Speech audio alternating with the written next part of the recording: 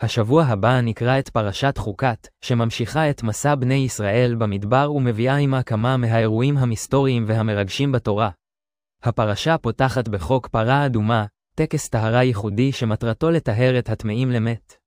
זהו חוק שנחשב לחוקה, מצווה שאין לה הסבר רציונלי ברור, ומסמלת את קבלת התורה גם כשאיננו מבינים הכל.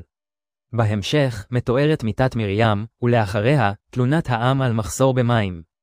משה מכה את הסלע במקום לדבר אליו, כפי שציווה השם, ובעקבות זאת נגזר עליו שלא ייכנס לארץ ישראל. עוד בפרשה, בני ישראל מבקשים לעבור דרך אדום ונדחים, אהרון נפטר בהר ההר, והעם נלחם בנחשים השרפים, ואז ניתנת להם תרופה בדמות נחש נחושת שמרפא את המסתכלים עליו. המסר המרכזי, אמונה גם מול חוסר הבנה, אחריות מנהיגותית, והכוח לרפא מתוך מבט פנימי.